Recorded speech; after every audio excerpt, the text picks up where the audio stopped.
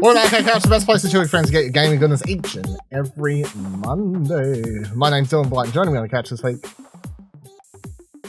Kieran Martian. Oh, I'm first. Panic. Excited to be here, guys, with my cat. He's going to probably jump off the couch right now. What a great week of content and Overwatch 2 news that we're going to be diving into in the show. Screw the other host. Let's get right into Overwatch 2. The beta launched this week. Also here, Ashley Hobley. Hey, Dylan, excited to be here on this podcast, which I give a 10, except they like single-player games. Wow. It's about, I was nearly going to do a tweet. Maybe I should still do it. I keep forgetting every time I think of it. I think, when sometimes, it's that thing where your brain's like, and then you're like, I'll do that later. And then you forget, and then it comes out, you're like, I'll do that later. And then just me. No, this is a great idea. Yeah. Nobody's going to think it's funny. Yeah. I was going to do they're a 10, but they don't listen to Explosion Network podcasts. No, I mean... Is it too late for the me? It's fine. Okay, fine. You can see my brain turn over there at that point too, where I was like, Overwatch meme week. Front to Kieran first, because yes, we will be talking about Overwatch. Well, by we I mean Kieran. We'll be talking about Overwatch 2 later in the show. We're going to be talking about studios being treated shit and a bunch of game studios like either shutting down or firing people or stuff. And then there's Nintendo Mini Partner Showcase that also happened last week that we'll go over. Nothing major. And the dead have risen. Who's risen? Who rose? Who rose? Find out when we talk about it later in the episode. Oh, I remember this. Oh, right. Okay. I was like, what? Firstly, two things that I may or may not actually have reviews up for by the time you listen to this, but if not, I'll have them up next week. I've had to spend today, recording day today, watching fucking Stranger Things instead of doing stuff. Anyway, firstly, yeah. Well, why'd you need to do that, Dylan? Oh, so we can record a fucking podcast. Why did you need to do that? We took yesterday off. We delayed a podcast for you to watch Stranger Things yesterday. No, I went to the cinema last night, and then I watched Stranger Things today. Listen, that only took 8 hours of your day. You still had time to do other stuff. Still had plenty of time to do other stuff. You can't even eat any good food. You are lactose intolerant. Your eating is reduced to cardboard. You might as well just eat bars. That's it. Protein bars. Save time. Just, food shakes. Just get the shakes. They're like the same thing, right? No, they got milk powder. Really milk. So. Fuck. Damn, you're screwed, eh? It's Friday. The Quarry, I finished that. I finished it, played through the whole thing, twitch.tv/Explosion Network. Of course, make sure you're following the channel. It's very good. It's very good. I think this is second to Until Dawn. If I'm doing the ranking, this game was a lot better than any of the Dark Pictures so far. It's very much still in the same vein of Until Dawn because you've got at least that the similar sort of setting, the younger cast of characters, spooky forest sort of stuff happening. I did feel like it dragged a little bit, especially towards the end. Like I was about to ask, how long was it? Because it seemed like you kept playing it, I think it was like you're like, I'm almost finished when I started the stream. 6 hours later, you're still going. I think total time would probably be, if I was to guess, around 7-8 hours, maybe. I don't know. But yeah, probably close to 7 at least, I think. Yeah. So, which I think is similar or a little bit shorter than Until Dawn was, because that was a longer one as well. But yeah, they're it's probably double the length of any of the Dark Pictures games. But I feel like it dragged towards the end a bit, just especially because there was a bunch of characters I had in a central area where shit was popping off and and then it would cut away a couple times to another two characters who were in a different area. I'm like, I don't fucking care. At this stage, just kill them. Because I don't care. What you've just described is Lord of the Rings to me for the last 2 movies. What? Whoa. We're just cutting. No, it's a hot take. Random comment. The Quarry is got a lot more violence in it, I think, than some of the other ones. Not even in a shock horror way, but slasher, right? It's built on Friday the 13th vibe. Yeah, so similar. There was there was one kill in this where I was like, bam, and then I was like, that's kind of fucked up, but like, sure. I guess the twist, which was sort of funny, and I'll, give myself pats on back for that one, I guess, but I guess the twist earlier in, I think, as far as Michael told me in chat, that Buddy did as well, so props to him as well. I don't think it's like super guessable either, because it's just like, I can't really say anything without ruining it for people who haven't played it, but it, like, when you get it, you're like, I don't know if some sort of supernatural hardcore fans would love what they've done with this sort of idea, but anyway, guessed it anyway. A few of the characters I really didn't like, but then I also feel like the game has to have, these games are better if they are characters you dislike, because then at least if they die, of which one of mine did die, a character I didn't like, and I was just like, see ya. Like, I don't give a fuck. Like, because I think that's always an interesting thing with these sorts of games too, where it's a horror movie, but you're playing it, and then people are like, oh no, you got someone killed. I'm like, it's a fucking horror movie. Of course, people have to die. Like, What I always find is interesting, especially with Until Dawn, was that characters, you would dislike a character on a surface level, but what incentivized you to keep them alive a little bit more was their story was revealed more and more, and you began to understand their character a lot more, and their character was developed a lot more. I know there's, you talk to people who played Until Dawn, there's characters that people are like, man, I hate them. They were pointless. They were superficial. They did nothing. It's like, they did nothing because you let them die stupidly or very easily in the first section. Like, it's, yeah, I think there is that incentive, but at the same time, there are characters in, if characters didn't die in these games, it wouldn't be. Yeah, I don't think it it's wouldn't be fun as to good. keep everyone alive. Just Yeah. What's the point at that point?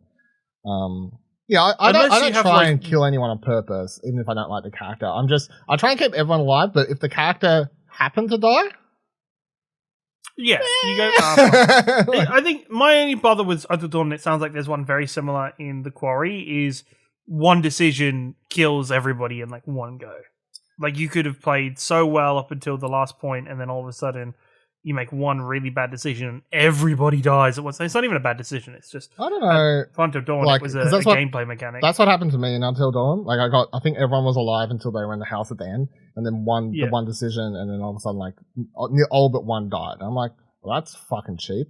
That I don't, at least as far as my experience with my playthrough went for this game, that wasn't the case, because at least from my playthrough again, because I haven't actually looked up how different playthroughs can be, and of course they're like, oh, there's millions of different decisions and outcomes and et cetera, et cetera, et cetera. By the time you get to the end of the game, you've got characters in 3 different locations, so there's no way really for them to all die in one sort of foul swoop. You sort of have to lose them in their own little areas. Yeah. So they never team up to be able to die at one time. They are all together at one point, but then they do the thing where they split up, because horror movies are like, we should split up. Because that's a smart thing to do.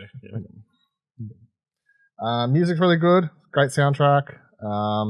There's a streamer mode, which I didn't use, and then I didn't get any copyright strikes, so go me. But I deleted the VODs off Twitch. I'm going to upload it to YouTube, though, because fuck it. It'll be right. It'll just get an ad put on YouTube. It won't get it'll just get an ad put on. Whatever, I don't care. But I think I will do. I've downloaded them all. I just, after Ash was like, oh, we'll upload it. I'm like, yeah, but I don't know. He's like, yeah, fuck it. You said YouTube doesn't know. Yeah, like, people no, like true. to watch these, just because it'll be a different playthrough. So. Yeah, I'm not going to bother like doing anything special to it. I'm just literally just going to cut and crop the clips and just dump it. Yeah.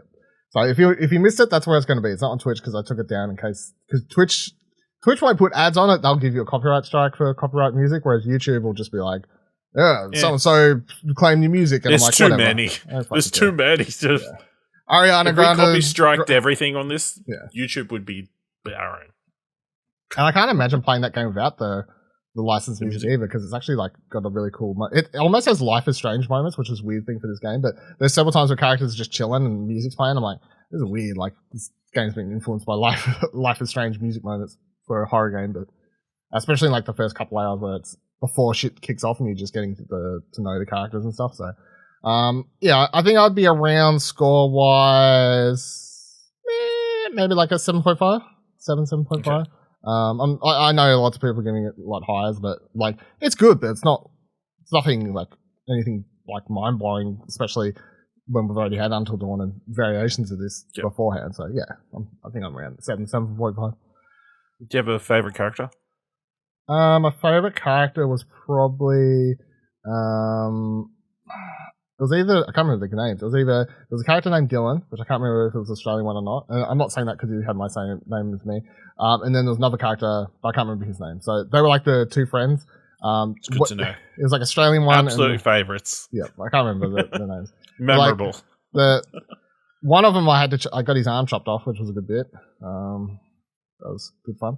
And then the other one nearly died, but they both survived, so it was fun. Because at first when the character was in, I was like, this dude's like an Australian accent. I'm like, is he actually Australian? I looked it up and he was, so that's good. Because I hate when they're like someone doing an Australian accent and just, I'm like, come on, give it to an Australian actor. Something else I'll hopefully have a review up for. Again, we'll see. We got the Steelseries Arctis Nova Pros that I've been checking out and using. They're very fucking good. I would, look. Put that on your box. Yeah. I got the wired ones. I think the only thing that would make them better is if I'd got the wireless ones. But long story short, because okay. Sorry, keep going. Well, I got sent the wired ones. If I'd purchased them, I would have. Yeah, I would have paid the money and just bought the wireless ones. But they both come with this. They got this dock, right?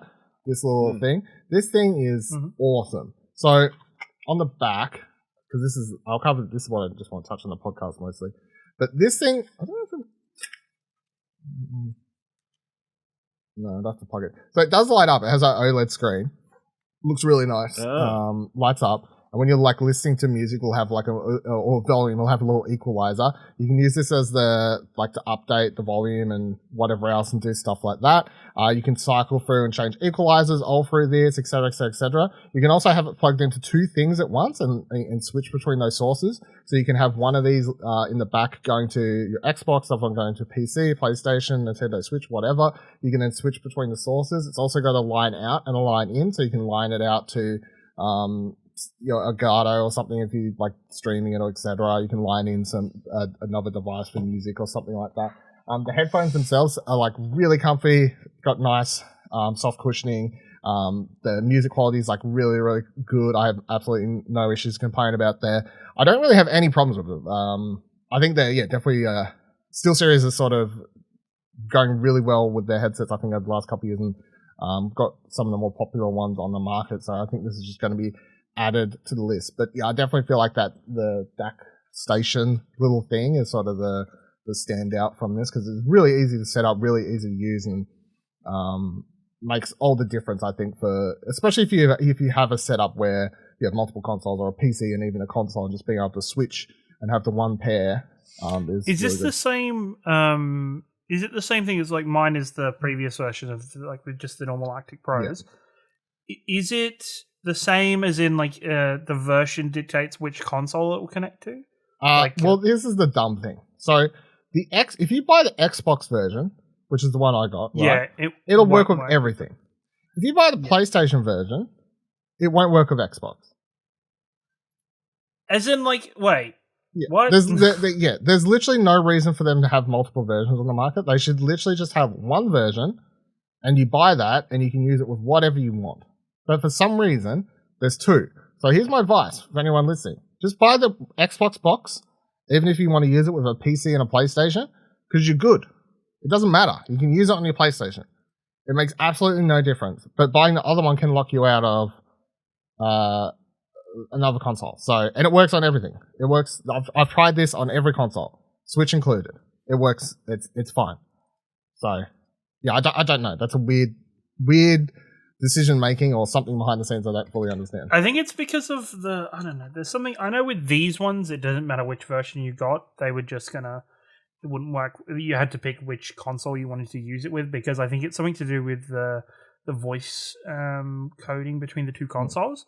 It's very weird, though, that now if you get the Xbox One, you can still use it on the PlayStation. And yeah, that is very strange. The only difference, for video viewers, I'll bring this up close to the camera, but this one here says Xbox, and then next to it just has USB. So there is two USB-C slots on the back, one clearly labeled for Xbox and one clearly labeled for PC. They both use the exact same USB-C cable. I don't know if the Xbox slot has something slightly different going on there for what you're saying, for reading the codecs differently. Either way, it's the same cord, but just where it's going in may be slightly different. But then the one that's just labeled USB, you can use that Switch, PlayStation, PC, whatever. So it's weird. But anyway, they're very good. Look out for my review. I'll say a bit more. But the long story short is, if you're looking for a brand new headset, I would highly recommend these. I'm going to end up giving them probably around somewhere between a 9 to a 10. I don't think I've ever... I don't know, 10 for it. So looks like the wireless ones are currently set for a release on the 30th of September of this year. Nice.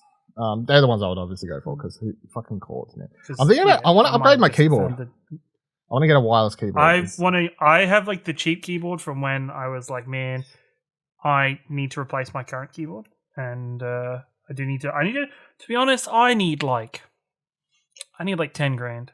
That's a lot for upgrades. Like what I just want to do everything. Like I just want to get like, and not even like, this is like not even PC based, like maybe a new graphics card, but like I want to get 3 monitors that are all exactly the same. I want to get a mount for the 3 monitors to go on. I want to get new headset that is, of that caliber, new mouse, new keyboard, maybe fuck around with PC stuff a little bit, get a new desk, get like a nice corner desk, but also maybe even a standing desk. That'd be cool. Like, there's just a lot. Can I offer a scenario? What if you still get these things, but you purchase them over a spread out amount of time? I will. That is the current Why do you plan, have to have 10 grand to get them all at once?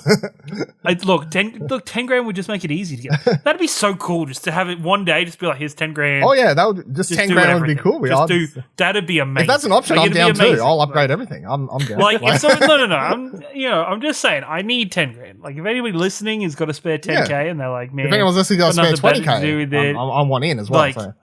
Just chuck it both ways.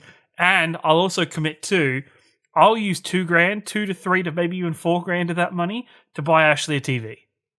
He really doesn't even need that much. He literally needs...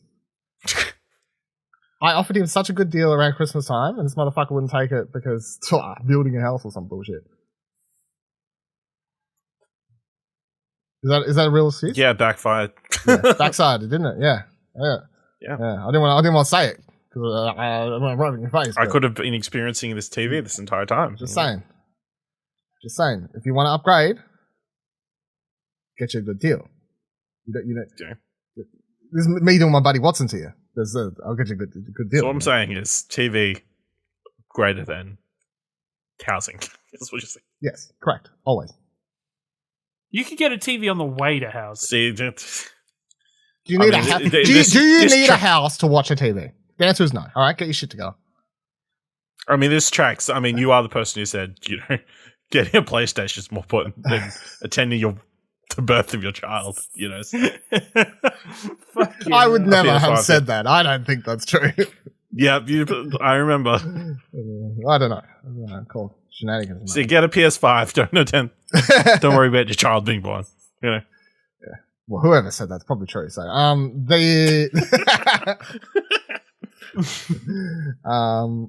if anyone's listening, wants me to review a keyboard, probably down at this point because wireless. Please send me no wireless. Shit. Or else I'll end up probably buying one sometime in the future. Cause that's the only thing that I've got wired on my desk at the moment. Really, like just annoying me. I don't think a wired keyboard's the end of the world, though. But carry on with the show. All right, 2 other reviews. Not by me. Fields of Glory 2 review by Jacobs up on the website right now.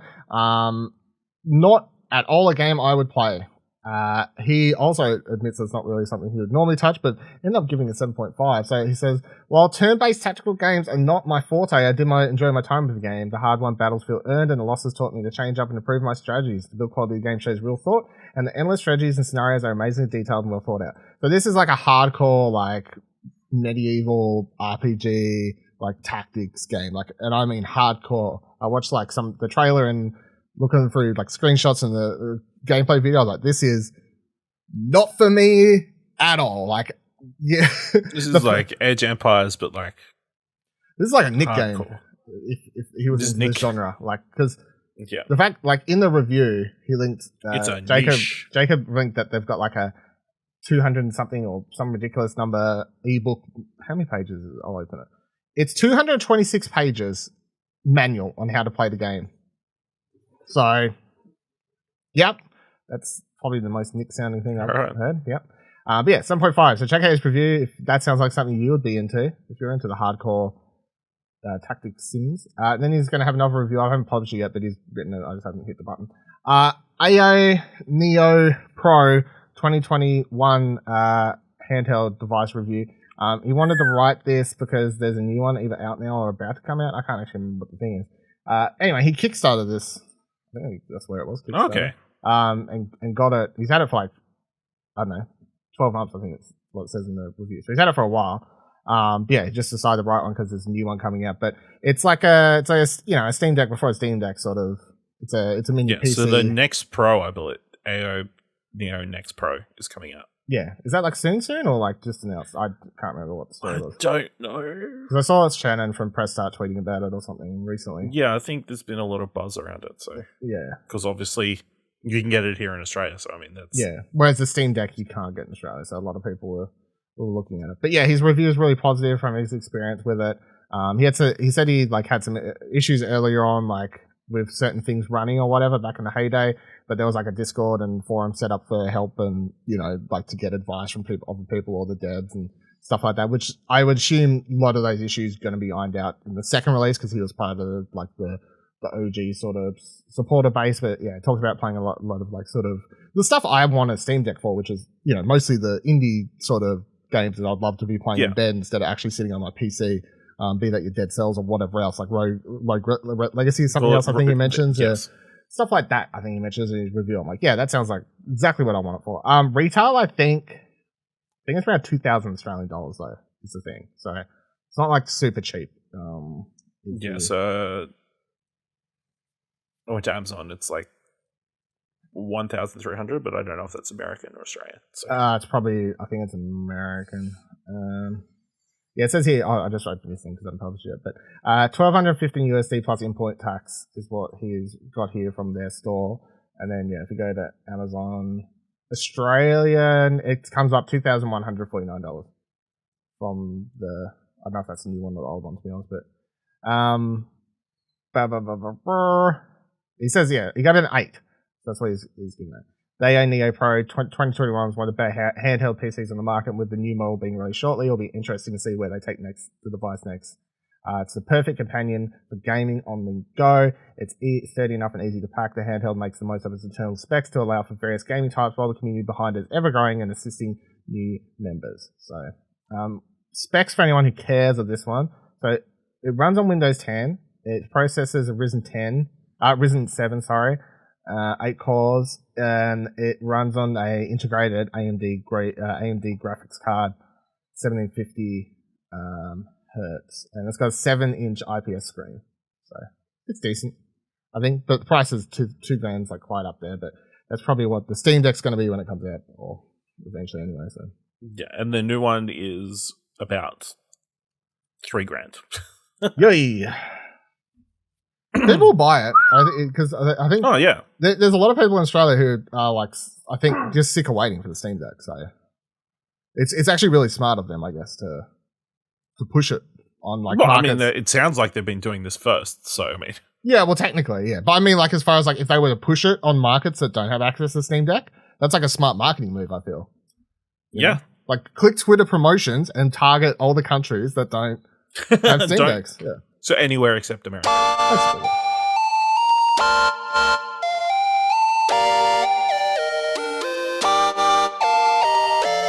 Let's get into this week's news, and let's start off with Nintendo Direct Mini Partner Showcase. So just going to run down because there's a lot of stuff here of not particularly high interest, for at least from me. And then the major things at the end, but there's nothing like groundbreaking in this. So start off with Monster Hunter Rise Sunbreak trailer. That's now out and reviews have been positive for that. So it's good. Nier Automata, The End of Yora editions coming to Switch on October 6th. Laura Lee. What'd you call it? The End of Yora? No, the game. Nier Automata? However you say it?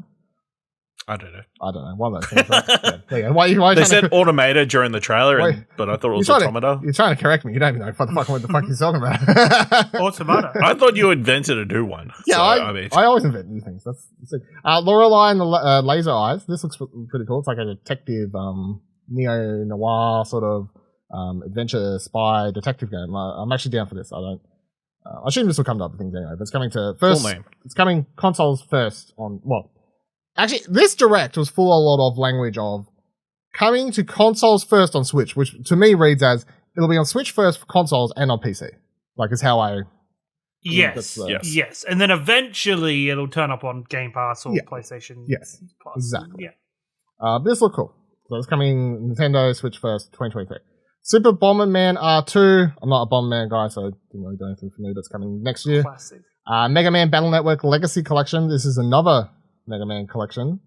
This one contains 10 Mega Man games from the GBA era. So these are mostly like sort of spin-off party type, not your typical Mega Man games. So not your mainline Mega Not your main lines, no.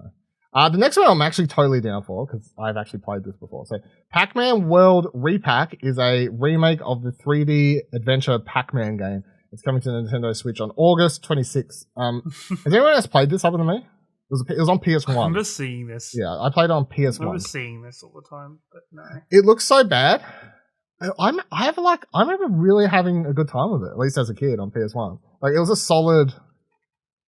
But also as a kid, I just wanted to play anything that was a 3D platforming game. Like, it was like I played all the Crashes, played all the Spyro. Like, what's next? Pac-Man? Let's go. Whatever. Like, I don't care. Give me something else. Did you guys know he used to be called Puck-Man? He looks like a puck. But the Japanese to flap one's mouth is Paku Paku.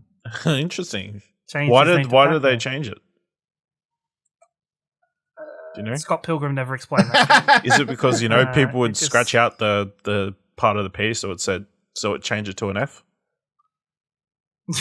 I don't know. It's probably true. I don't know. And then Fake fan.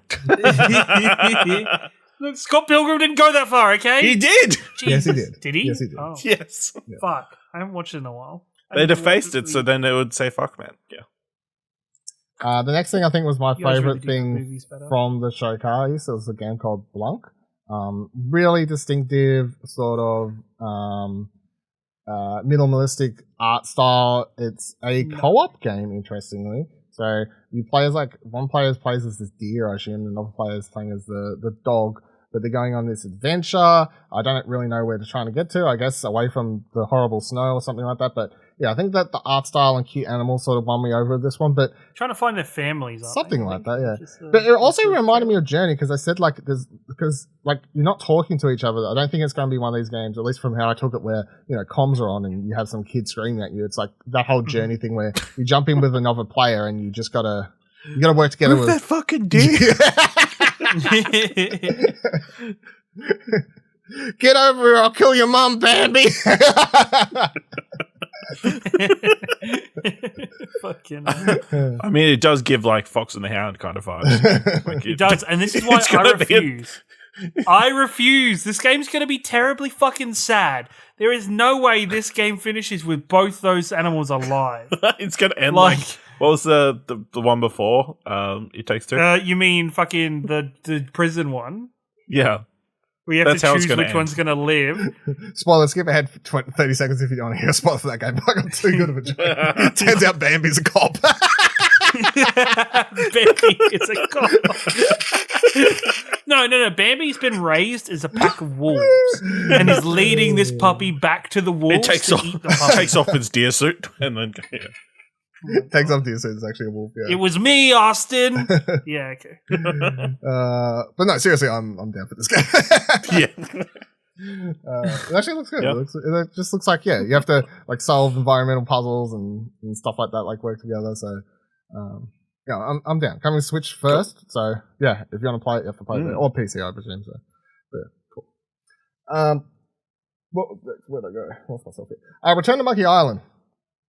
Let's Maybe I'll fucking book that other go! story interview and sort of come back to it later, actually. Yeah. So we got a first full trailer for the Return to Monkey Island game. Ron Gilbert returning to the franchise, of course. They announced this earlier this year. Well, it was earlier this year, I think. Right? Was it late last year? It was. Yeah. It was indeed. Earlier this year. Yeah. So it's It coming. was just like, hey, there's just like a general thing not showing any like footage. Or Yeah, anything. they just like one morning on Twitter it was like, hey, like I think it was an artwork or something, and they were like, hey, this is a game, we're making it cool. But this was like the first proper trailer like we've a had logo. for it. Yeah, probably. I think. Yeah. I thought it was a really cool trailer. I think like tonally it reminds me of everything Monkey Island.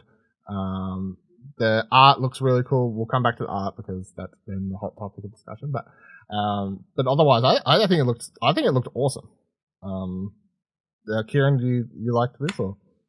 I fucking love this. I'm so excited. Fucking Monkey Island is nostalgia to its core for me. I fucking love the Monkey Island games. It was sad that the later attempts, especially the attempts by Tales of Monkey Island by Telltale, were terrible.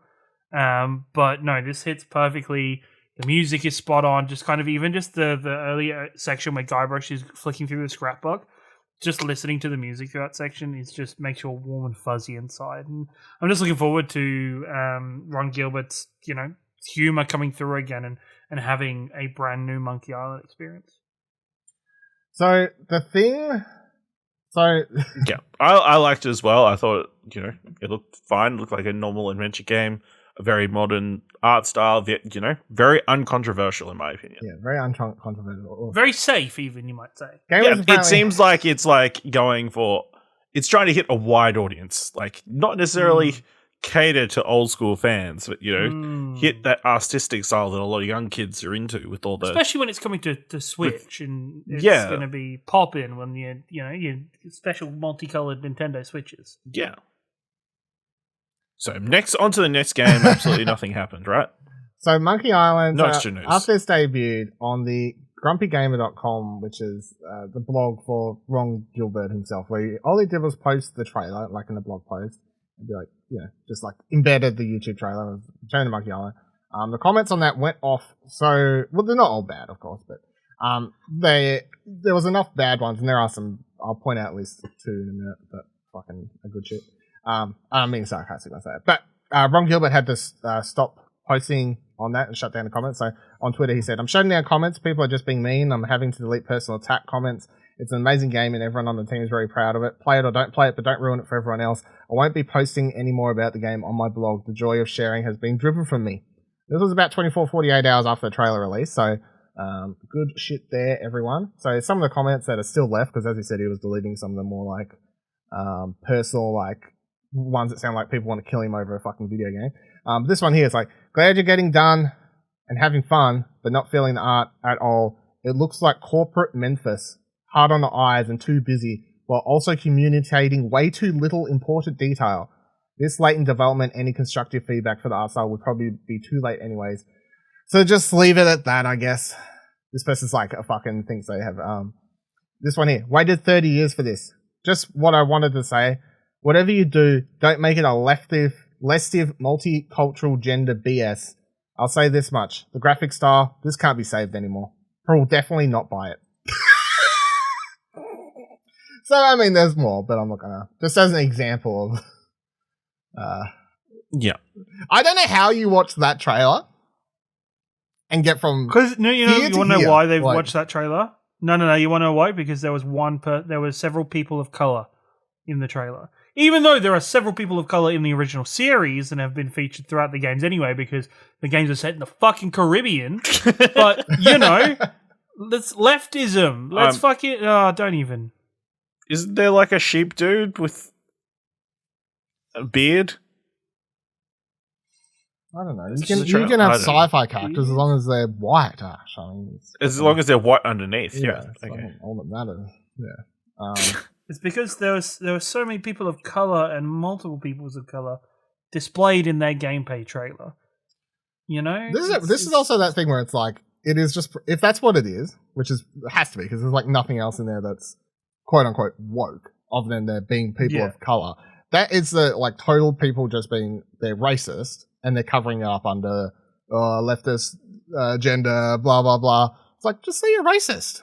Just like in the year of 2022, like where I feel like most crazy right wing people are more open with like stuff, especially like Nazis and stuff. Like it's just accepted these days. I feel like just say you're racist, right? Just say you're racist. No, you won't even get in trouble these days. I feel it's fine. Like they're just in the world where they're taking away women's rights. It's fine. I think you can just be racist, right? It doesn't fucking matter. Whatever. Do we need? I'll sing Twitter. I mean, it's like that's gone crazy. Just go. I can understand why you might be upset that it doesn't look the same as the original games. Yeah, move on with your life. Like it's the same people. I get upset when they bring out they're like halfway through like a series of books or graphic novels and they like change the style of the artwork. Nah, that's completely different. It's completely different. You know what I got? It's equally infuriating, but also completely not different. Important. No, that's appropriately infuriating because it no longer looks aesthetically pleasing on the shelf. Like you can no longer put it on the shelf and be aesthetically pleased by it. Okay. So what we're saying is changing this artwork is what is not as bad as. No. Okay. No, this changing the artwork is not a problem. This is to compare people who complain about when their favorite band brings out a new album, but it doesn't sound exactly like the old stuff. Yes, and that's probably the best. New and that's good. Yeah, and they've brought out they've tried to develop their sound and move into a new direction, onto a new space, and fans are going, "What the fuck? Why aren't you making music like the old stuff? Why aren't you making exactly the same song but with different lyrics?" Mm-hmm. Exactly, and then there are other bands that do that, and then their fans are like, "Why the fuck are you not making what this sounds like? Why the are you old making shit? the same song but with different Why lyrics? are you making the same song?" It's just it is 100% just ridiculous. But also, there's no need to ever go to the extremes that some of these people go to. So. No. I remember when I went to what read it's about. The Dark Knight Strikes Again, and I hated the artwork. And what I did was I finished reading. You sent a furious letter to Frank Miller. No, what I was going to say is I remember just processing the thought that I thought it looked bad and realizing that's my personal opinion and deciding to move on with my life and read something else instead. But that could just be me. That could just be my way of dealing with stuff. Dealing with stuff, I don't know if that would work for other people or not. I don't know if that's like possible for other people to give that a go. Maybe just give that a whiz. Just have a go. Just fucking go outside, get some fresh air. You absolute waste of fucking breath. Or fucking, I'll just go. Maybe nobody cares what your opinion is. Is what we're saying. While we put our opinions up for everything. Yeah, but it's different. Well, I'm not. We're not attacking anyone on their personal blog over here. Over there. That's the difference. And constructive criticism is different to, hey, your leftist bullshit woke shit. Fuck you, Ron Gilbert, you piece of crap. On his blog, like it's not even the same. Like if the game's shit and it comes out and we record Arctis and we go, it's kind of let down, like blah blah blah blah. Yeah, that's called constructive criticism. If we go to Ron Gilbert's blog and tweet at him and say, you fucking piece of shit, like, it's not even the same. Has anybody ever complained about, like, I've never heard of somebody yell at a producer or a creator that they're rightist. Like, it's always leftist is the problem, right? That's because nobody wants to be rightist, right? I don't know if anyone says it. I don't know if that's a word, rightist, right?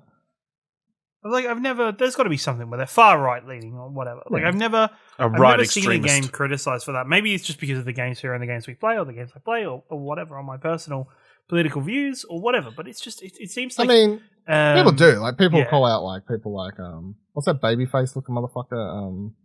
Oh, fuck. Any of those right-wing crazy YouTube. Ben Shapiro, right? Yeah. People will call him out and be like, you fucking fly right. Yeah, but that's different. Sorry, he's that way. No, I was just talking about a like game. From a creative. Right. Okay, yeah. Yeah, from a creative point of view. Like, I don't think and I bet it does happen, like 100%. I'm trying to think. There's definitely examples, but it's just few and far between because... Oh, it'd be like what was that big killing one? Like, super violent, like, incredibly violent. Oh, you mean not Outcast? Begins with an O, though. No, not Outlast. It's really not that important. Is it Manhunt? No. No, there's... It wasn't even, like, a mainstream thing. It was, like, a...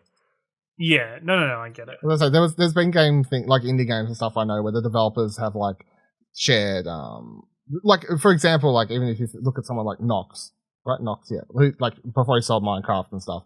And he's, like, shared some crazy right-wing views and people would call him out and blah, blah, blah, blah. Like, so there are cases of right-wing people in games, but I think the most case games people lean left, which is funny because the games industry is, like, riddled from a business perspective with a lot of fucked up sort of shit. But usually it comes from the people wearing suits and not the left-leaning people is like the workers, you know, and then the crazy people causing issues are usually the business side of people and stuff like that. So, then we got Mario plus Rabbids Sparks of Hope. So a new gameplay trailer showed off how different the gameplay is. We got a release date, October 20th. So Nintendo Switch. And then shout out here that Ubisoft hosted a showcase a couple days later, separately. Reading from Vooks here for it. The showcase introduced by David Soliani, the creative director of the game, showed off a raft of changes to the gameplay, new characters, and 2 new composers working on the game. The most significant change is the removal of the grid from the game's battle system. Characters can now move freely, but they still call it a tactical adventure. Newcomers to Mario's team now have names as well, the green and purple Edge and the indifferent Rabbid Rosalina. Bowser is also stepping up to join the team as a playable character. He's annoyed his army has been stolen away by the game's main enemy. And we've got famed composer Grant Kirkhope is again welcome back onto music, but he's also been joined by Gareth Cocker and Yoko Shimomura, and also providing tunes. Gareth, of course, did the Ori and the Blind Forest, and Shimomura has worked on a lot, including Kingdom Hearts, Super Mario RPG, Mario & Luigi, and many others. I'm really looking forward to this, but I also went through this with the first game, even though I never finished the first game, because it actually, like, it got to a point where it was way too fucking hard, and I grew, like, frustrated with it, and actually put it down for a while, and then by the time I went back to try and play it, that typical video game thing of, I was like, I don't remember how to play this.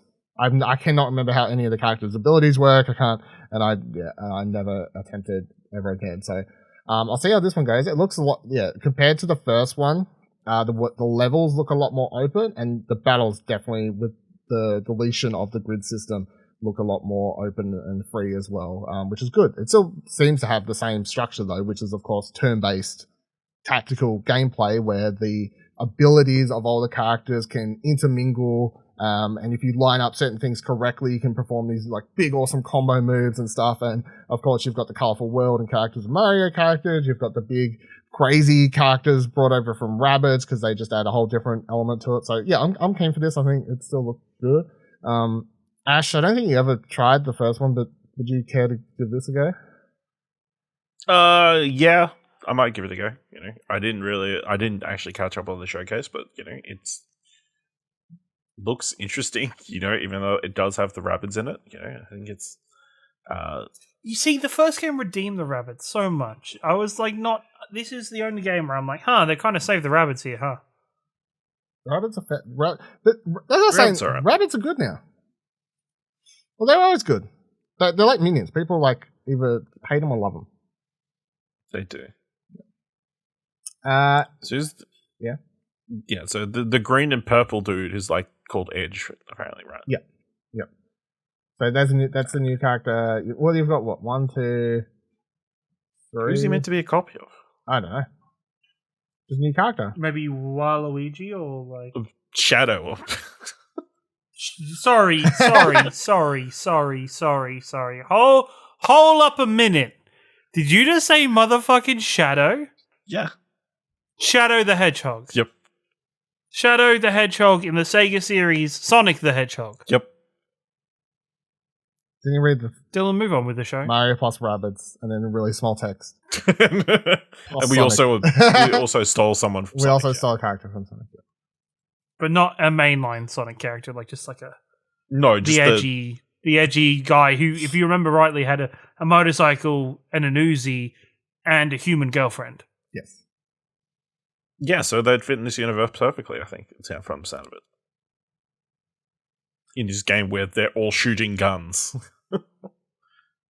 Or weapons of some sort. Projectiles. Next up, we got Little Noah, Scion of Paradise. It's some weird looking shit. Side-scrolling action RPG game. Coming to Switch out now. The time you listen to this. Then you got Railgrade. This has been announced before, but now it's coming to Switch. It's a train sim game. Then we got RPG Time, The Legend of Wright. I think this is the second one of these. I was very confused at first because I know there was one. No, I think it's finally out, right? Oh, okay, it's finally just coming out, right? It's taken that long that I thought it was a sequel. Fucking love that for me. But this looks really cool. If it is literally the same game that was announced like 10 years ago, it's like a scrapbook, RPG, side-scrolling. I don't know. It's a lot. Just go watch the trailer. To be honest, it looks really cool. If it is the same game, that's fucking hilarious because I actually thought it was a sequel. Sonic Frontiers got a trailer. I think it was the best trailer they've had for Sonic Frontiers personally so far. Still doesn't make me really want to play it much, but I mean, at least. Well, I think the thing it hinted at was, there's going to be old school Sonic levels in it, right? Yeah, well, that was the cool thing. Yeah, it shows off these what they call them. I wrote it here. Cyberspaces. So you enter these things, and then you've got. They're still in the 3D space, of course, because it's a 3D game. But yeah, they are your more typical just running Sonic levels in these bonus level things. But yeah, so they had that in there. But I just think the trailer as well played a lot better when it showed combat, exploration. Whereas previous trailers it was showing roaming around doing nothing. And then other trailers are just showing fighting. I'm like, do you want to have a trailer that shows you like the whole game? Like combine it? I don't know.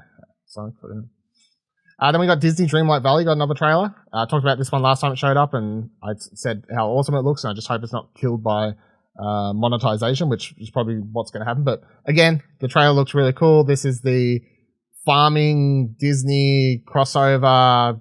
I don't know what fucking called this game, but a bunch of Disney characters. It's free to play. You wander around. You talk to them. You farm shit. I don't know. It just looks cute. It looks fun. Probably going to have too many microtransactions. But I'm at least going to try it out. Coming to Nintendo Switch on September 6th as an early access title. And we got Live Alive. Live Alive. Which any sort of word processing thing always wants to autocorrect to say Live Alive. And I go, no. There's a space. That's correct. There's Live Alive. So it comes out July 27th. It's an RPG. I don't know. It just looks like another fight. Switch is very quickly just becoming a massive JRPG machine. But anyway, there's a demo out if you want to try that. Built on. Sure. Then you've got Doraemon Story of Seasons, Friends of the Great Kingdom. So this game is coming later this year. I don't know if these games will ever do well outside of Japan. All I know is Doraemon's obviously huge in Japan. But yep, I don't know how they do in the West. But yeah, Doraemon, cute character. It's a farming game though, so I don't know. Minecraft Legends showed up for a quick bit. It's coming to Switch next year, so that's good because makes sense. Cool trailer. Do you reckon it's coming to the PlayStation? I assume it's coming to everything. Yeah, because they already said that Minecraft is and because Dungeons did. Yeah, right. Yeah, so Minecraft is, and until they go back on what they said, will always be a multi-platform game, even though Xbox owns it.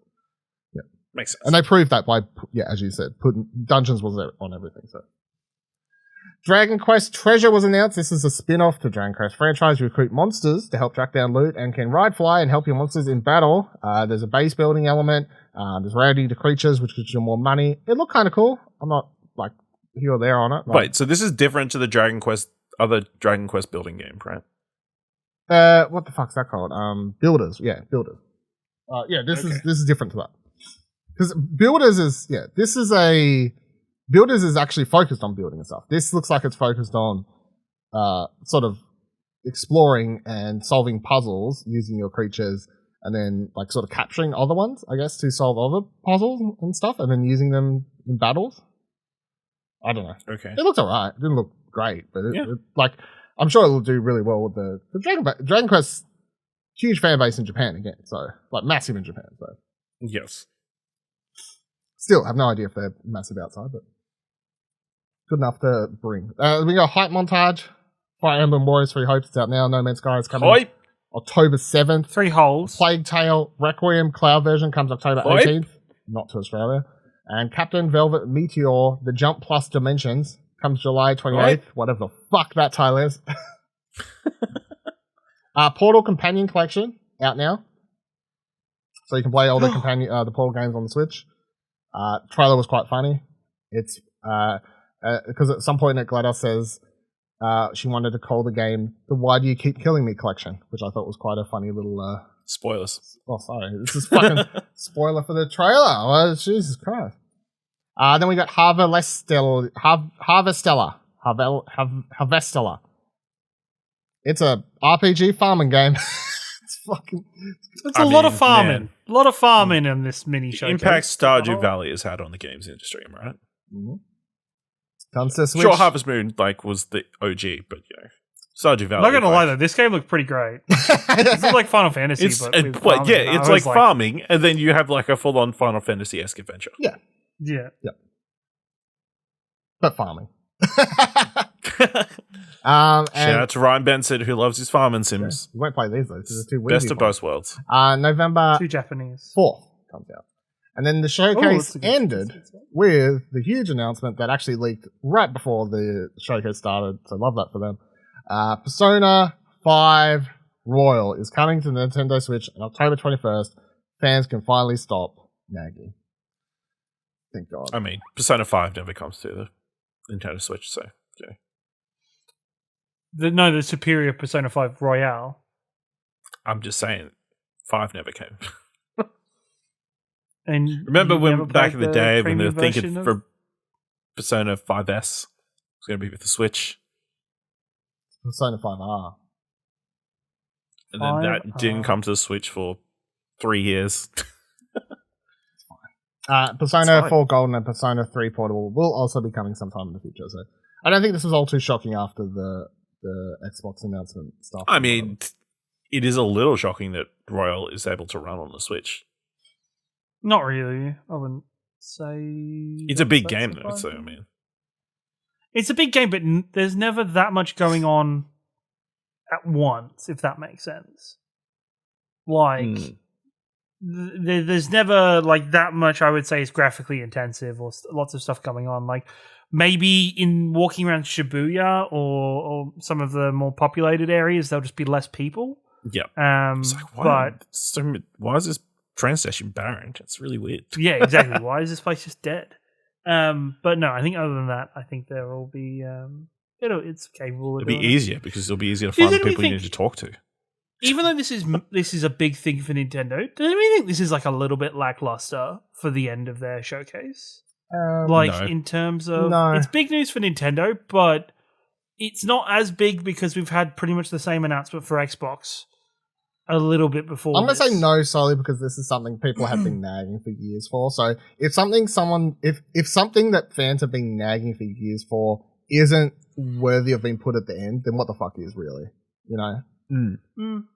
Here it is, you know. Like it's interesting that it's finally happening, like especially with Atlas coming out in like the last week and saying like hey, we're going to start making movies and TV shows about our properties.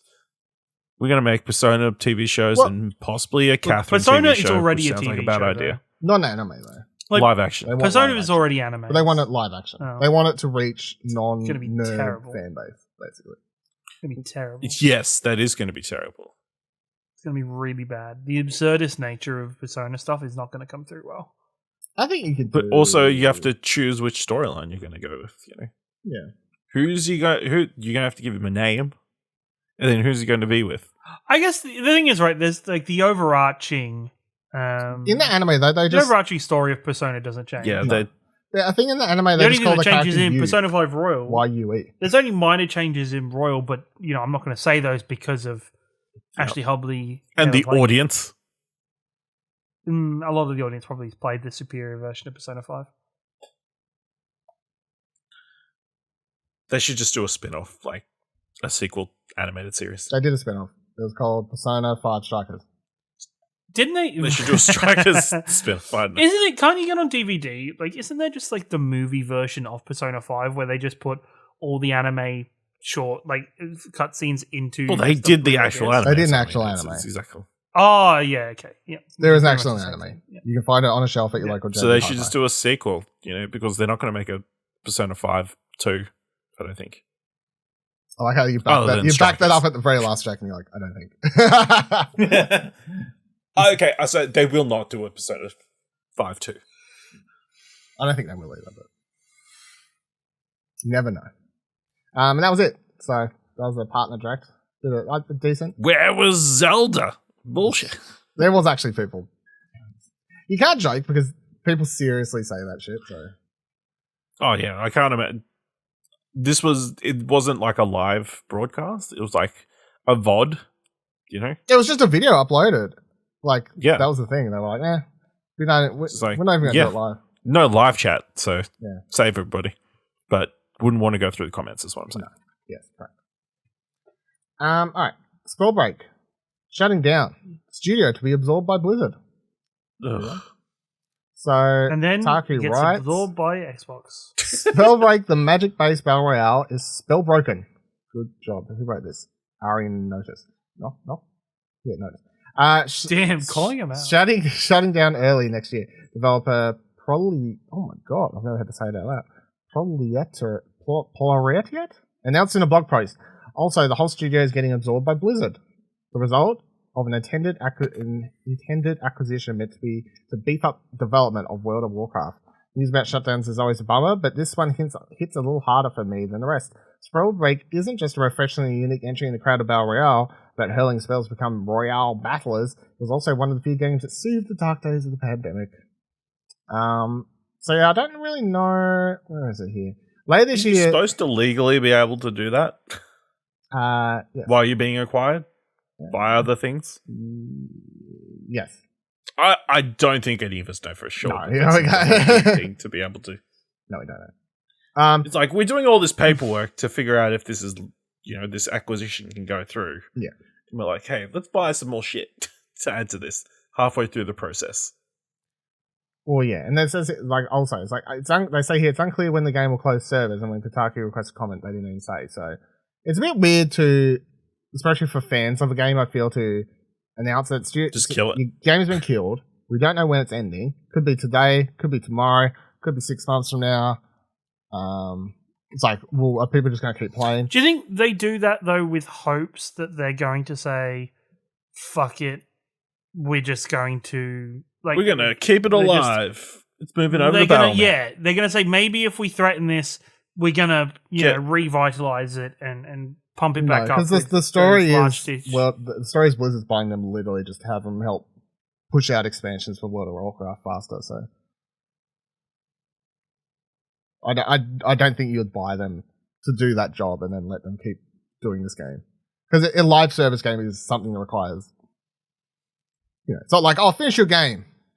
But it never ends, So, so yeah, if you liked that game, which I know, I never really... every time I tried playing it, because it didn't have Australian servers, I think the ping was upwards of close to 300, so that kind of killed the experience, at least here, so...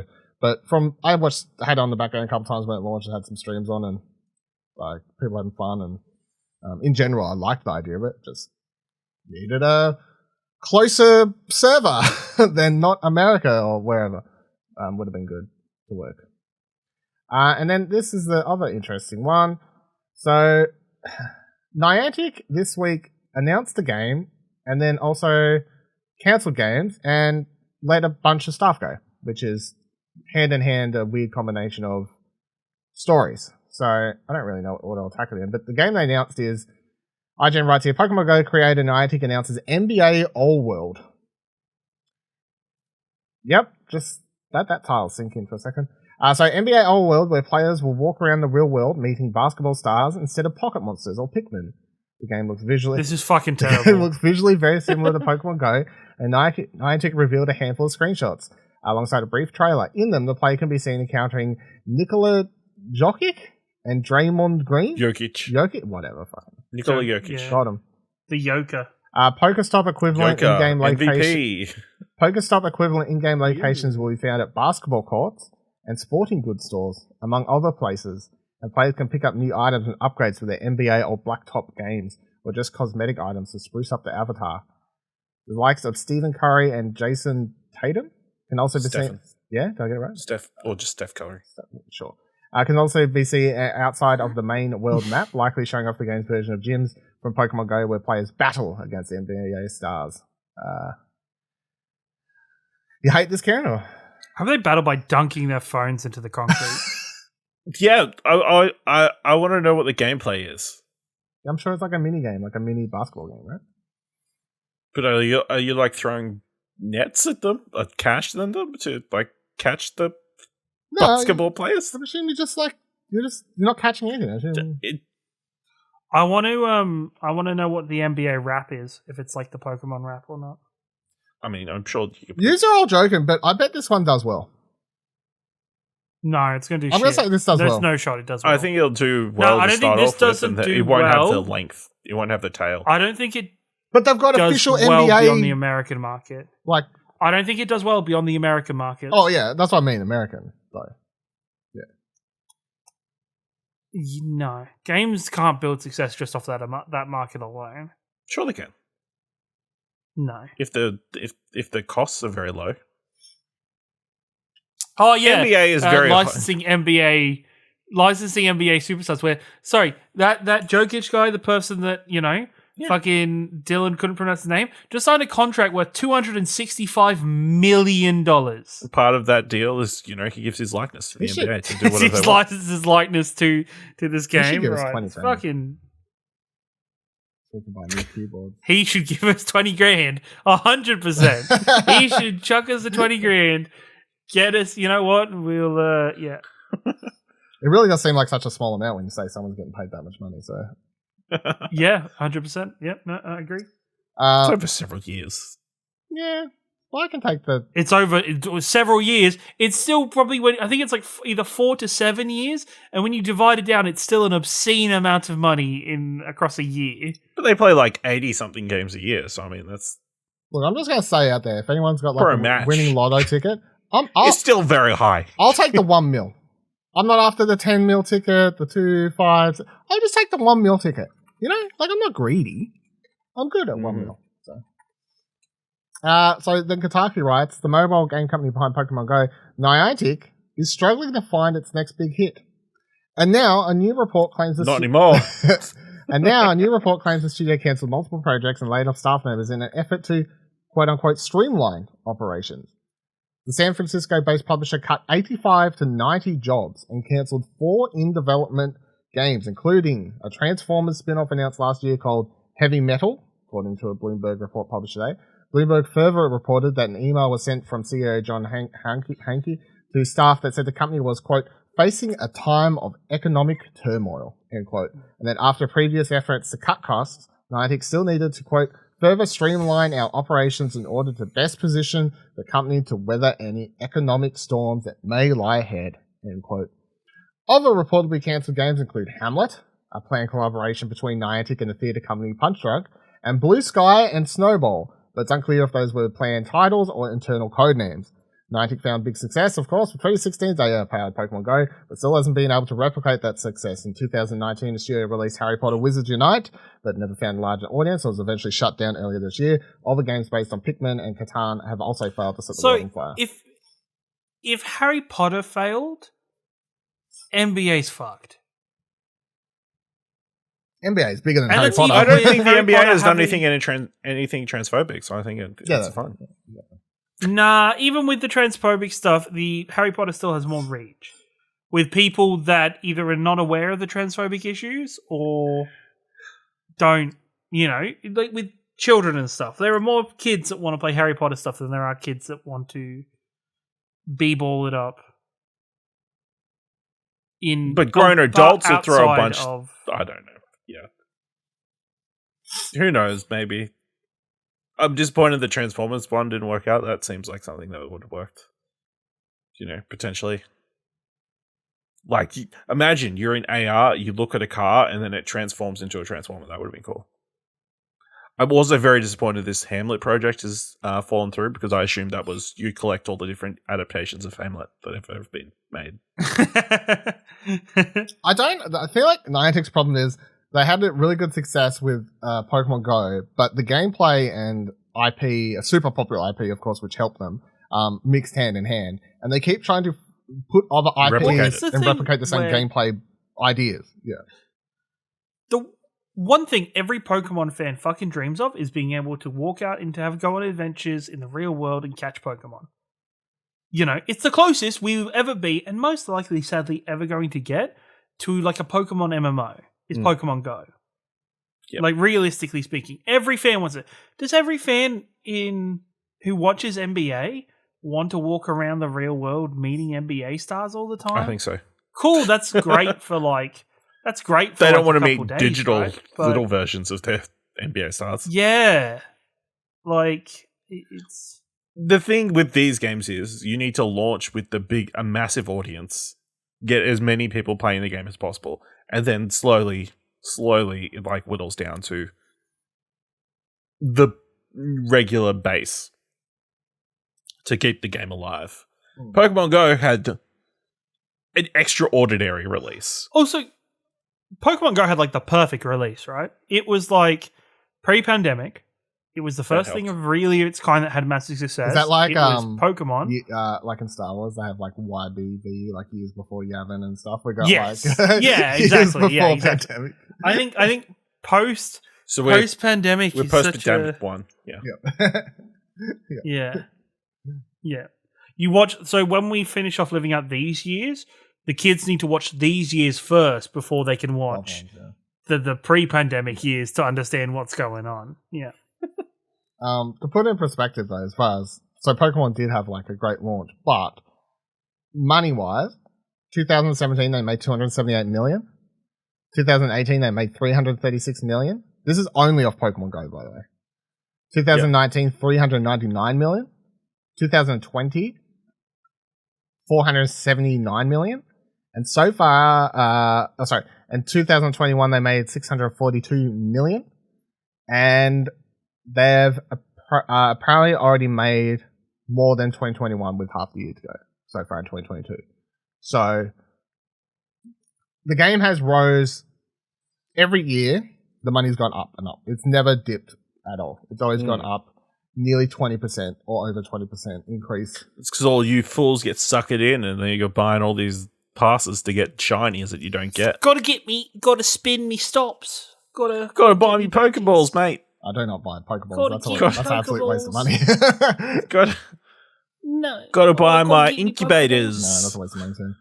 Yeah, gotta incubate these eggs. I don't have enough. I don't have time. I need the pass so I can spin stops while I'm at home. Oh, I need the Mega Ultra Super Pass. No stops around me. Need to buy Mewtwo's. I wish you could buy me too. Need to scam my old school friend that I don't really talk to anymore out of a Lugia by giving him some shitty Pokemon that he wanted. You were there. He asked me. I didn't ask him. You were there. I got to buy some cool clothes. He was more than intoxicated. I'll let you know that. The reason I don't hang out with him anymore. I never said what level of intoxication, but you know. Yeah. Or from what substance? Yeah. Dylan, look, everybody, if you're going to be out at PAX, if you're going to be out drinking with Dylan, don't get drunk. You know, normally they say, don't like, you know, the old meme is hide your kids, hide your wife, hide your phone, hide your Pokemon, because he'll come for him. Dylan's coming after him. Before you know it, all you got left is cat fees. He literally said, "Can I have this Blastoise?" And I said, and the sober ones, I said, "Sure, for your shiny Lugia," and he said, "Yes." What a dumb cunt! And that's it.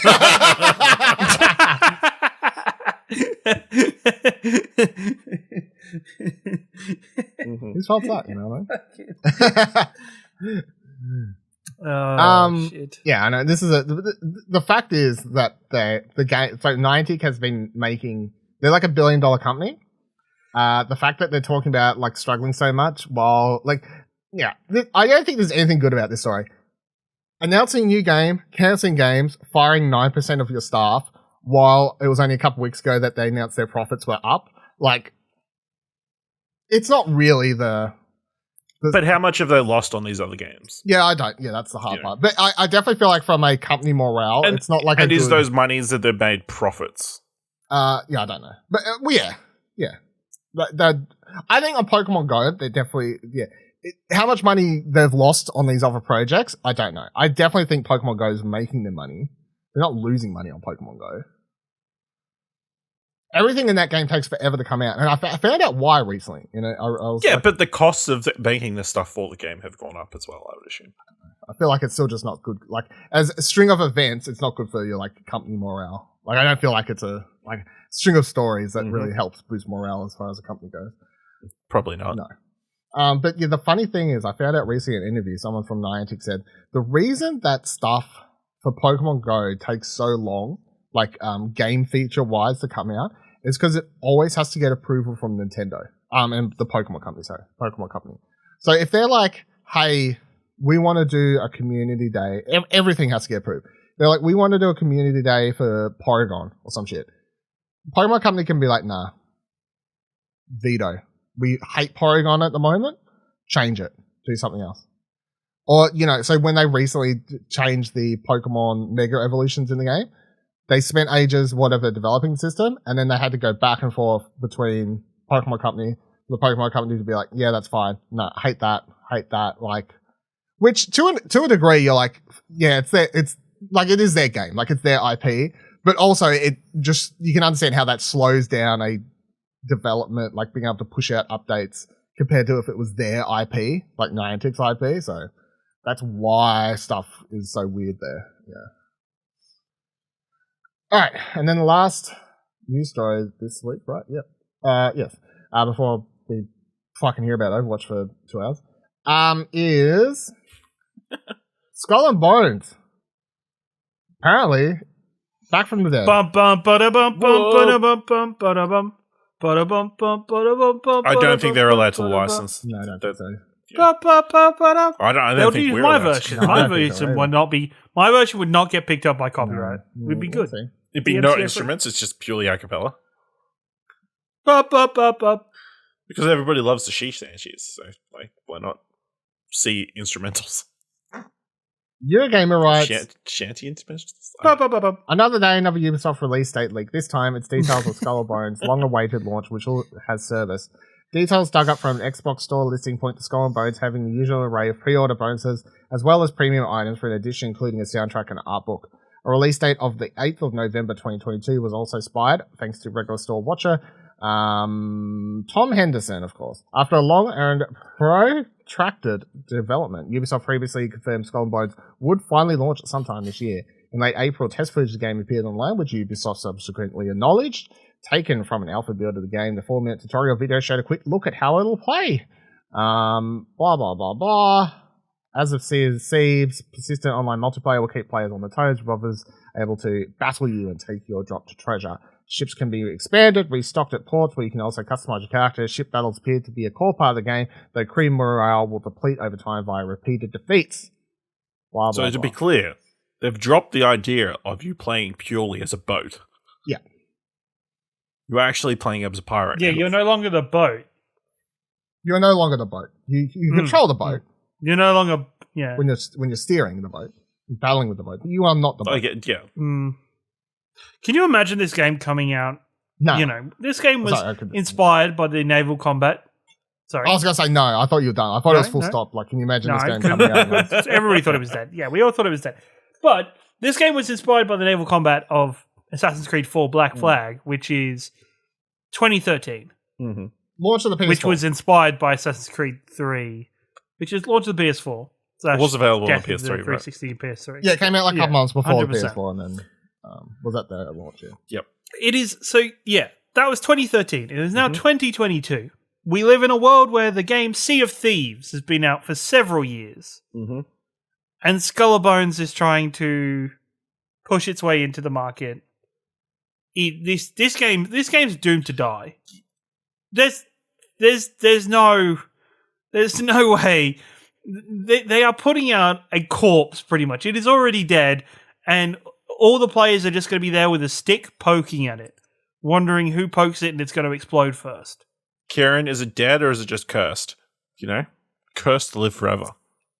That's what Ubisoft is hoping. Cursed to live forever until finally somebody comes along with the final. But wasn't the point of the hit franchise opening debut movie Pirates of the Caribbean, Curse of the Black Pearl, about removing the Curse of the Black Pearl? Curses aren't good things. Curses are bad. That's why it's taken so long for this game to come out. I can't remember if Dylan's excited for it. No, though. I don't really care at this stage anymore. I thought we were excited about it. Was that the bit? I thought the bit was I was excited, but then I decided I'm not. So you can switch if you the bit was Dylan's excited, but we have bullied Dylan that far into indifference and so we a got shell excited. of the man that was once. No. Dylan got excited. I'm pretty. I think I'm on board. Let's play the board game. You're on board now. Oh, Ashley, come on. You know what's amazing though? I don't know if you guys have realized this. Skull and Bones is going to come out before Bayonetta 3. There was a news story last week or the week before, I can't remember. It was recently, and I nearly put it in here. I'm like, what's the point? If I put this in, it's literally just like jokes. I'm just like setting myself up to have jokes thrown at me for 5 minutes. So there's no point. Yeah, so I just don't talk about Bayonetta. What's the story though? Dylan? No, I'm not talking. I don't talk about Bayonetta. The story was Bayonetta's not coming now. No, that's not. The day that story happens is I'm getting a pizza. Fucking sad is what I'll be. I heard something. I was like, maybe should I play Bayonetta? I don't time play Bayonetta. I could stream Bayonetta. Finally, I'm gonna win one of these bets. Bayonetta's the one. Bayonetta is the one. Enjoy your pizza while playing Skull and Bones. I like how I'm like Ash had to clarify. Like we just for listeners and watchers, we don't bits aren't things we agree upon beforehand. By bits, we just mean things that naturally happened, and like because the way we said it was like, oh, in character, do you hate the game, or is that the thing I hate? I can't remember. Like, is Arcade actually hater of this? The thing is, right, Dylan and me are completely ourselves on this podcast. Ashley has secured the bag with Arcade. I mean, this game, it's just had twists and turns. It's hard to keep track of where. Yeah, I'm happy. Like as I said, like I no longer care for this game, so you are allowed to now like it because the bit was that I liked it and you two gave me shit. So since I've now retracted on my love for this game, now I can like it. You're free to like it. I'm pretty sure that's where we were. Yes. So if I say I fucking hate Bayonetta 3, can't wait for fuck that game. Then Kieran next podcast is that's bullshit. I can't wait for that witch lady. Let's get pumped, guys. Let's fucking go. No, I won't do that because that's what you're hoping for. That's some reverse psychology bullshit, right there. I have a secret totem. Like I realized a couple months back that you could change your Discord username, and have a looping background to your name, and I've made it Bayonetta. It's been like that for months, and that's my secret totem in the background at all times is just looping Bayonetta. Well, maybe that's what's stopping it from coming out. No. It's nothing but good luck out there. I like how I can just tell Kieran's went to look at this and be like, I've never seen this. I mean, it hasn't proved lucky yet, has it? Well, it hasn't even not. You could have picked like a better looping moment, right? Why? What's wrong with that? It's from the trailer. I needed a Bayonetta 3 moment. I needed, which of course is not many. Oh, you needed okay. The pool is limited, You're one of those kids that was celebrating Star Wars 1313 in its trailer, right? No, never cared for that game, really. Yeah. Fuck those Mandalorians, right? It's the same situation. Bayonetta 3 is going to come out, though, unlike Star Wars 1313. Bayonetta 3 is going to come out, right? It's going to get scalebounded. It's going to get Is scalebounded a noun now? Like, what's that? I mean, if it happens to Platinum Games again, yeah. Why does it happen to me?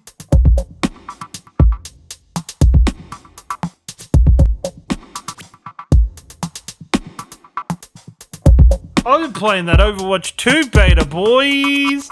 I paid my $60 and they were like, here, kind sir. Here's your velvet rope entrance. So let's just kick it off right from the start.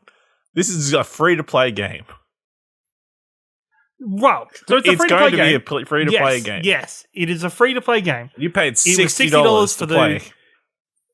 So pretty much it works out. No. Yes. No, because that isn't the whole thing. The $60 covers you get the beta access instantly. You don't have to wait for it. People are waiting for it right now. You get 2 skins, which skins are skins. You get the first battle pass for free, and you get 2,000 virtual currency for Overwatch 2 when it launches, which they have also announced that the battle passes are going to be 1,000 virtual currency. So in theory, it's 3 battle passes. How much does the coins work out dollar value-wise? Do we know the currency? Do you know how much? Nobody knows yet. Do you know if you're going to be able to buy loot boxes? Guessing based on the Apex, there's no loot boxes. There's no loot boxes. There's none. Sure. To the point where they've already said, because everybody who plays Overwatch has fucking heaps of loot boxes just sat on their account that they don't use because you get a free loot box every time you level. They've already been like, hey, no, the game's going to auto open them. If you still have them on the click over moment from 3 to 4, the game's like, we are auto opening them and just putting the stuff on your account. I don't know if we want to do it here or towards the end, but like they're shutting down Overwatch 1, right? So Overwatch 2 replaces Overwatch 1 completely. 100%. Like it goes over the top of it and parasites it and kills the host and becomes the host. So there's absolutely no way to play original 6v6 Overwatch. Once Overwatch there'll most likely out. be a game mode within Overwatch 2. I guess they'll put a game mode. I highly doubt it. And if they do, it'll be a limited time mode. I reckon. Nah, because we already where have, all the game conservationists. You know? Well, the thing is, the game servers are just being reused for Overwatch 2. But like the Overwatch already has Overwatch Quick Play Classic, which is before roll lock, where you could pick 6 DPS characters if you wanted, or fucking 3 tanks and 3 supports, and just play the classics. No, that launched this past Wednesday.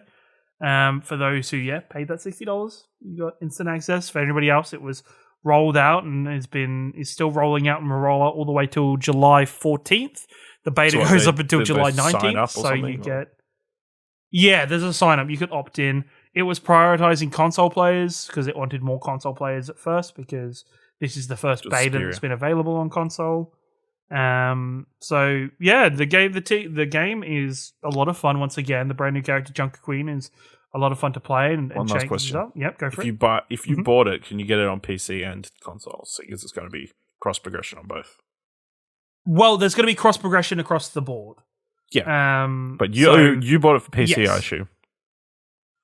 Well, the beta code, I think the Overwatch Point pack only gave you beta access on PC for this time. Yeah, for PC, because I think it's because they can't sell the Watchpoint pack on console, because it would have to be approved and put through onto the stores that and makes stuff. Sense. And yeah, it's the same thing as there's a skin at the moment that people are complaining about, because there's currently Overwatch is doing a promotional program where if you subscribe, gift 3 subs on a set Twitch streamer's channel, you get a character skin out of it that is designed based off StarCraft 2. People are not happy about that in general, but in the text, on a scale of 1 to 10, how unhappy are they? Like an 8, because there were just like really popular streamers on that, and people were like, "Why are we doing this to give rich people more money?" And it's not even rich people more money because you're splitting it with Twitch. But I think from my point of view, I'm like, it's great as long as you go and find a smaller streamer to do it too, or somebody who's been kind of stuck with Overwatch through the shit times and now is kind of going to reap the rewards a little bit more from it. But no, Overwatch 2 has been really good. It's a lot quicker game, a lot faster game, a lot more free-flowing. The match types are kind of a lot more interesting. The new maps are beautiful to play around with. We got Rio. There's the new hybrid map, which really shows the new gameplay design and the map design they'll be putting in for Overwatch 2 rather compared to Overwatch 1 maps. Overwatch 1 maps are very open and very kind of built on the fact that there's going to be 2 tank players and lots of shields. Overwatch 2, they don't want lots of shields. They're only 1 tank player. No, it's a really fun game mode. They've incorporated where I said there was no comp mode and people wanted comp mode and whatever.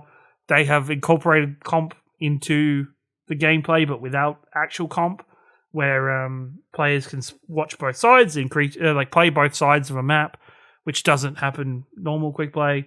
I guess it's a happy medium. But no, game is playing well. It's really fun. I'm excited to grab it on consoles and jump in it with you two and whoever else wants to try it and give it a try. Eventually, when that happens. But no, I think it's a really interesting time. I think Blizzard is showing that they wanting to keep communication up. We're already getting a balance patch this week of changes, like major changes to one character and a couple tweaks and stuff to some abilities and bits and pieces that people aren't liking in the game at the moment. No, I think it's a very positive time for Overwatch fans and a very positive time for the game as a whole going forward. Now, I've seen some people struggling with the meta. So, yeah, do you think it's actually... Because I've seen a lot of people complaining, because I checked out a couple of people's streams and complaining that, like, oh, we need, like, 2 tanks. Like, we need someone else to play tank. And I'm like, isn't that the whole idea? Nah, it's not... I thought the idea was to get rid of a tank. The problem is, the thing is that people just have to learn how to play without a second tank. There's not a 6th person doing damage anymore. There's not a 6th person that's going to take up enemies shooting at them anymore. There's, support players that were originally maybe just relying on the fact that there could be a tank come and save them, kind of getting punished a lot more for poor positioning, for not using the map geometry correctly, and not learning of that. Overwatch 2 is very much if you get caught out in the open by yourself, and you will just get obliterated straight away, but it's kind of learning from that and changing up your gameplay style from it. Overwatch 2 is a much quicker game than Overwatch 1 is. There is a lot more fights, a lot more skirmishes. The maps are designed that way. I think people just need to adjust and learn how to play the game, because even to the point where individual characters need to start being played differently to how they were previously.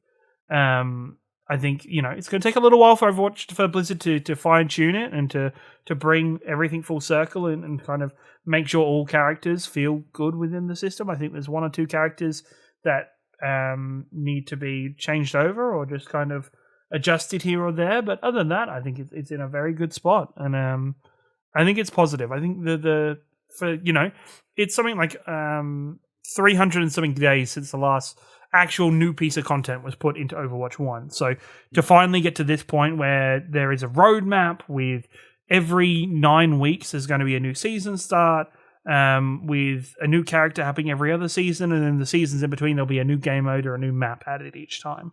I think everything is kind of showing a very positive mindset coming from the Blizzard team. I think the community is now beginning to understand that a lot of the problems we had with Overwatch 2 when it was announced and going forward was because of the mindset and the thinking of game director Jeff Kaplan and the senior members of the team at the time. Those members were moved on.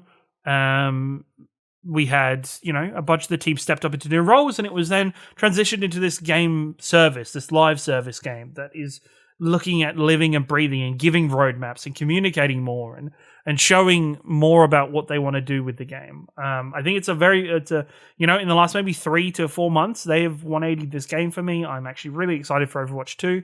And I think it's a great time for people to either give Overwatch a try if they've never tried it before, once they get their hands on the actual free-to-play game, or, come back to it if you played it a couple of times, didn't love it, didn't like it, come back and give it another try, because I think Overwatch has learned a lot of lessons from from Apex and from these other free-to-play games that are available now and doing so successfully.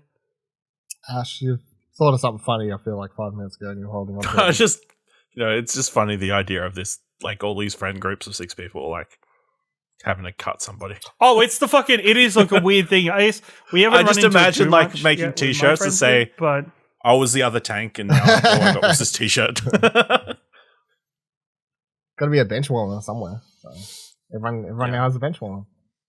I mean, the other thing is, like, obviously there's the Players show on Paramount Plus at the moment about competitive esports and League of Legends. If they ever did season 2 about the Overwatch, and like, that'd be a funny bit. Just having to cut all these players. I think the other week I was saying about people asking for competitive, being dumb.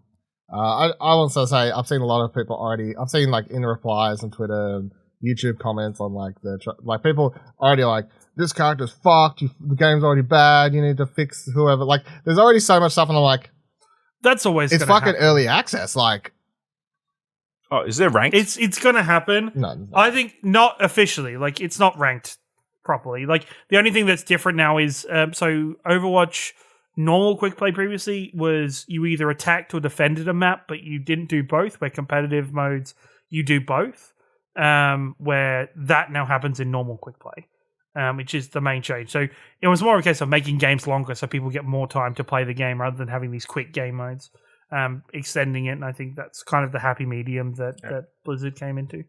Whatever character, I've seen people complain, oh, the fucking teleport's broken, something. Symmetra had a big rework this beta, and they're having to fix her a lot. Mercy had some controversial changes, or changes where you kind of look at it and go, why, Blizzard? Why is this a thing anymore? Like, why is this a thing now?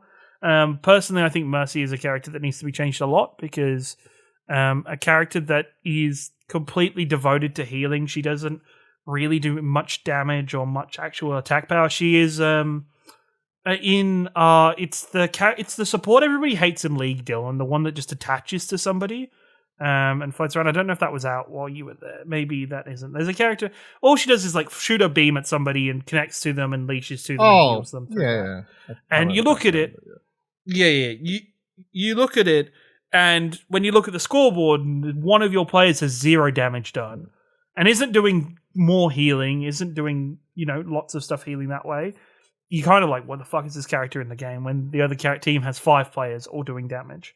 I think that character just needs a lot of work done to it, and they're still tweaking it here and there to find characters that had a niche or had their set form or part to play in Overwatch 1.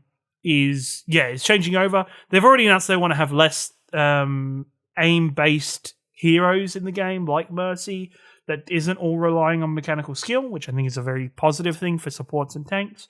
And they've already shown in gameplay design, Overwatch 1 had a problem where only one character's abilities were kind of individual to that character. There was only one character who could like speed up their whole team. There was only one character that could cancel healing on the enemy team. And they've now changed their gameplay philosophy, so multiple characters are going to have these abilities. Now Junker Queen, who's just been brought out, has an ability that heals other players around her, which no tank has ever had.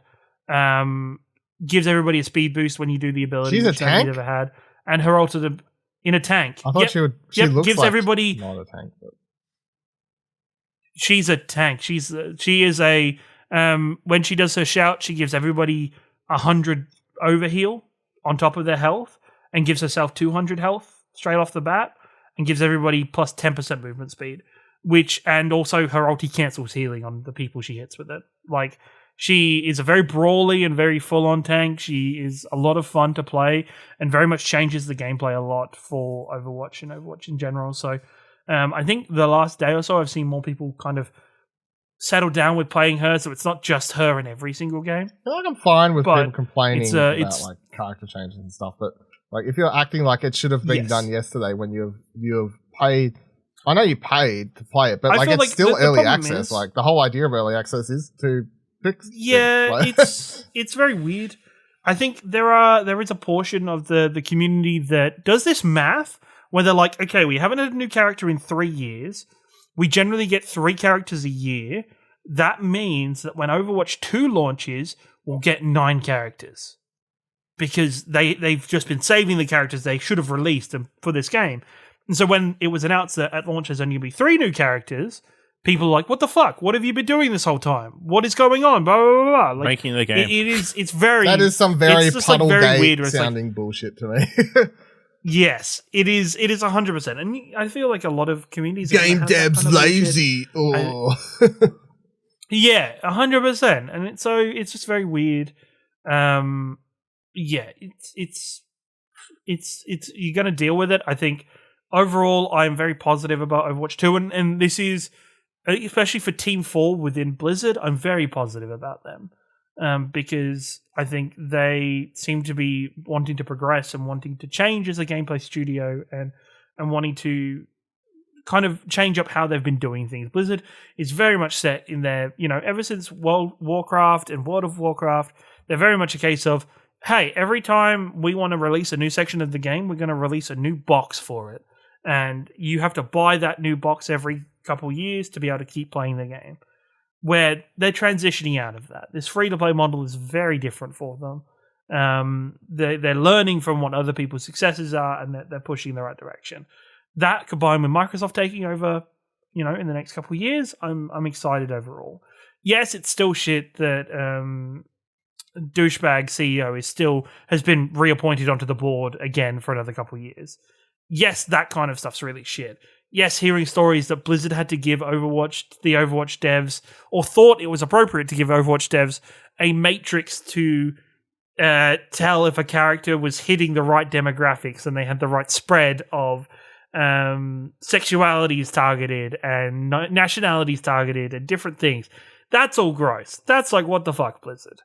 But I think there are positives and hope for Blizzard to move forward as a company to better off and better themselves and give people some franchises that they really love and appreciate without being shit human beings.